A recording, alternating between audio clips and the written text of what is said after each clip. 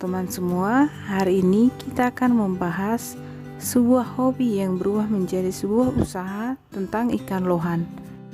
Sharing hari ini akan dipandu oleh Josh Simanjuntak dan sebagai narasumber Edwin dari jurusan PSP. Oke, let's check it out.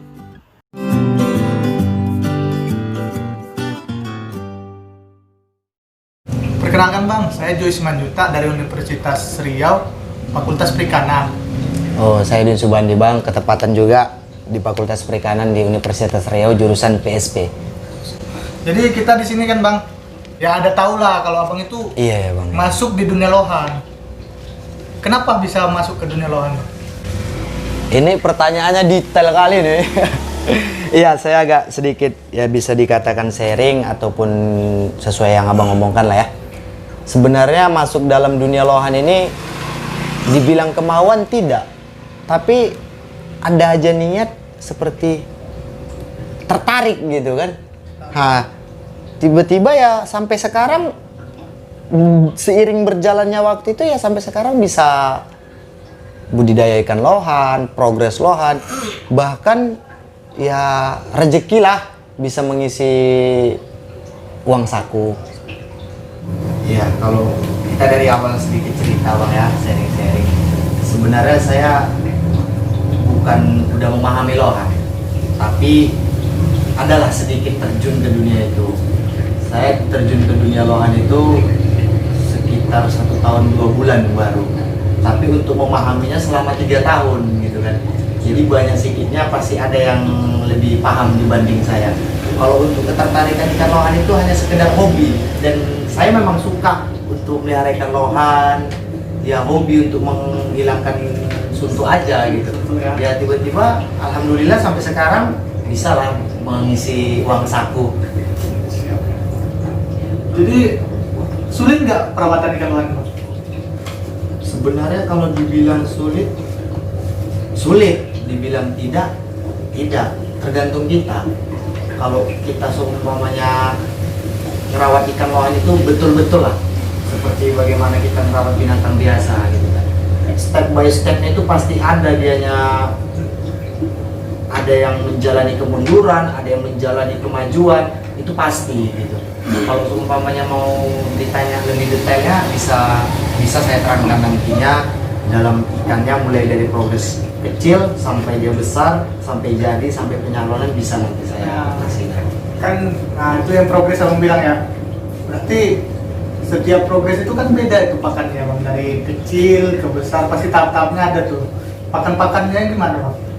Kalau masalah untuk pakan, saya sih sendiri tidak terlalu banyak Bang. Intinya kadar protein yang bagus, lemak yang bagus, yang cukup lah gitu kan. Biasanya kalau saya sih pakai pellet itu Nenkoinen, asli dari Thailand kan, barang impor kan. Dan yang saya progres ikan untuk sekarang itu yang ada F2 ori Thailand dengan Chenju Indonesia. Jadi untuk progresnya itu mulai dari kecil sampai besar itu dia pellet, berselingan dengan waktu, dikasih juga nanti pakan alami seperti cacing tanah. Itu aja. Yang kayak Abang bilang ya kan, ada tampak sama Chenju. Kalau ciri-ciri yang untuk membedakan yang kedua itu gimana? Kalau itu sih gimana ya? Apa dari bentuk tubuh atau Sebenarnya terutama itu dari bentuk tubuh dan motif. Chenju itu lebih identiknya dia mutinya putih pasir. Dan dia berdagu. Bawahnya itu dia berdagu, lebih maju ya? Lebih maju. Dan diibaratkan kepalanya itu ke depan, yang dikatakan dengan swan head. Itu hampir Chenju menyeluruhi kayak gitu. Maju menonjol ke depan ya? Dia menonjol ke depan. Dan sampai sekarang yang saya ketahui, Chenju itu untuk kalangan lohan yang bagus itu memang asli dari breeder Indonesia sendiri. Masih kita yang Masih pegang kita ya? yang pegang. Walaupun awalnya ikan lohan dari Malaysia ya? Setahu saya nih ya, setahu saya. Tapi kalau seumpamanya ada teman-teman yang lain beda pendapat ya nggak masalah gitu kan. Kalau untuk harga jualnya? Kalau untuk harga jual itu relatif Bang. Relatifnya Tergantung kualitas ya. Tergantung kualitas. Kadang ada orang bilang kan, mana lebih mahal Cencu, Kampak, SRD atau Filapan. Jadi itu semua tergantung gitu kan. Jadi kecantikan, keunikan dari motif maupun ikan itu sendiri, itu harga jualnya kita sendiri yang tentukan. Kira-kira seperti itulah. Kalau kan jadi kita cerita ikan ya bang. Biasa kan kalau melihara ikan tuh pasti kita pelihara air ya kan. Iya. Jadi untuk mengkondisikan air ini untuk baik untuk ikan lohan ini gimana? Kalau saya sih intinya air itu jangan air yang diendapkan. Air langsung dari tanah masuk ke dari keran lah ya, dari sanyu air gitu kan, masuk ke tank akuarium. Itu diendapkan selama 1 atau 2 hari aja. Setelah itu langsung dijalankan selama 2 hari itu dijalankan dengan mesin filter. Adanya di situ karang jahe yang sering disebut orang itu karang batu karang biasa, karang jahe, terus batu biasa, langsung dilapis sama arang. Arang kayu biasa. Tapi kalau saya sih sering pakai kalau nggak arang kayu damar laut sama meranti batu. Karena ketahanan arang itu bisa mencapai sampai 6 bulan. Mungkin kalau nggak dapat kayak gitu bisa langsung beli arang aktif ya? Bisa.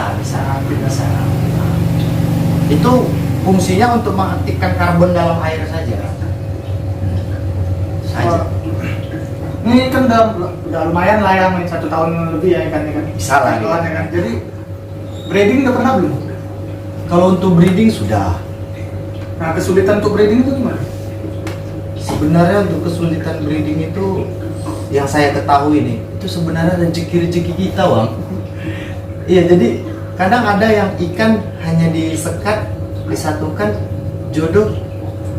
Dia hanya ikan-ikan biasa, diibaratkan orang bilang itu ikan cendolan gitu kan. Itu bisa jadi, tapi ikan yang bagus sama ikan bagus kenapa nggak bisa jadi? Itu jadi tanda pertanyaan juga. Nanti kita kasih ikan itu sama kawan bisa jadi, tapi sama kita tidak jadi. Itu semua rezeki kita. Sulitnya breeding itu menjodohkan ikan itu saja. Bicara lagi ke ikan ya kan, pasti Iya. ada sakit ikan ya kan. Iya pasti doang. Jadi kalau untuk mencegah sakit ikan ini lah bang, atau merawat ikan yang sakit, gimana tuh bang? Biasanya terjadi ikan itu bang pada lohan ya. Itu biasanya akibat filter air itu tidak diganti dan mengakibatkan dia sisik nanas dan kutu jarum. Biasanya kalau seumpamanya kutu jarum itu saya langsung bius ikan itu, langsung dicabuti kutunya dari badannya. Setelah itu dikasih metil dulu, baru langsung garam sama heater. Nah, kalau cara bius ikan dengan bila perikanan ya kan, bisa pakai ikan, bisa pakai es batu ya kan. Iya bang, bisa. Batu atau langsung yang suntik secara ya kan. alami. Nah yang terakhir lah ya kan, untuk di ikan ini menentukan kualitas ikan yang baik dan yang bagus. Pasti kan ikan hias pasti itu ya. Iya. Kualitas yang di nomor 1. Nah kalau untuk bicara tentang kualitas ikan itu kita bicara genetik Bang. Sebenarnya kalau seumpama yang kita ceritakan mungkin sampai besok pagi tidak selesai gitu. Jadi bicara genetik itu kita harus tahu bibit bobotnya ikan itu. Jadi kalau untuk seumpamanya antara persilangan, ada sekarang yang namanya bahasanya PPRS. Itu antara Kamfa, F3 Mongol, Thailand disilangkan sama SRD. Hasilnya jadinya PPRS. Nah sementara yang PPRS itu disilangkan dengan Cencu itu jadinya ACDC. Yang sampai sekarang orang bilang itu ACDC, PPRS. Kalau untuk saya sendiri, saya kurang mengkaji itu. Kurang. Jadi kalau untuk melihat kualitas ikan itu, intinya pertama di lohan itu bibir. Bibirnya jangan terlalu monyong sekali atau panjang, dekat dengan bola matanya. Tapak kepala yang ideal, bentuk tubuh yang elegan lah, sesuai dengan ekor, pin atas dan pin bawah itu memang agak sedikit merapat. Muti itu jangan terlalu kasar, karena ya mutiara ya. Mutiaranya gitu, yang disebut orang biasa kan, mutiaranya itu boleh rapat tapi jangan terlalu besar. Yang saya alami itu kalau dia seumpamanya putihnya kasar besar-besar, itu jaminan untuk ukuran 12 cm ngeblok. Itu pasti. Tebal-tebal. Tebal dia. Tapi ada juga yang jadi ngeblok yang bagus, ada juga ngeblok yang tidak bagus. Rapi, Rapi dia. Makanya sampai sekarang saya mencintai Cencu dan SRM. Varian dari Varian dari Cencu ke SRM. Sampai sekarang. SRD, SRD, Kalau untuk Kampa F2 V8 itu mungkin baru-baru 3 bulan inilah saya main. Tapi dengan berseiringnya waktu kan saya sudah memahaminya seperti itu.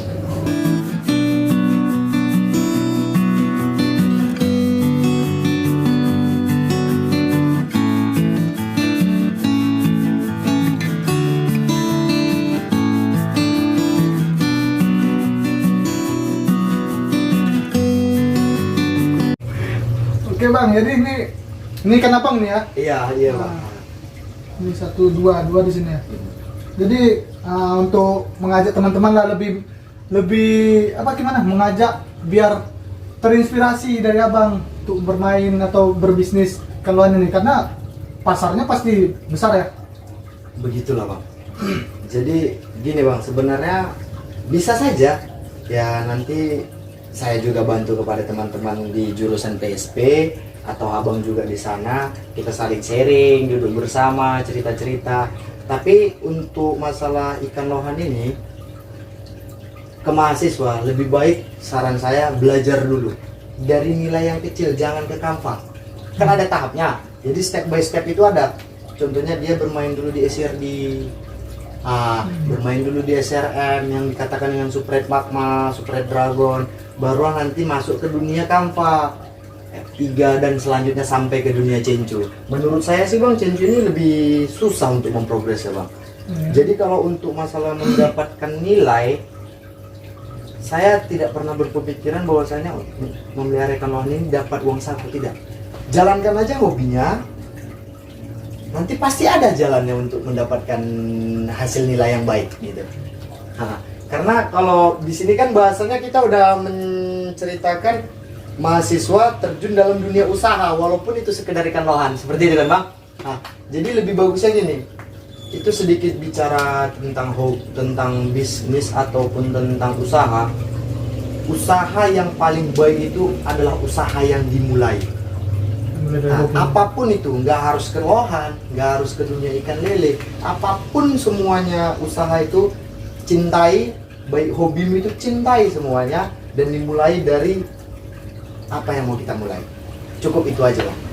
Karena apapun ceritanya kan kalau kita bicara tentang sama mahasiswa atau bahkan orang lain kan ini bicara tentang nilai gitu kan. Jadi kita mulai dengan apa yang kita mulai, itu saja. Jangan menggebu-gebu dari yang 0. Jangan dari yang 100. Dimulai dari dasar lah. Dari dasar gitu kan. Mulai dari hobi, tekuni. Nanti kalau udah ditekuni pasti ada aja jalan. Itu pasti bang.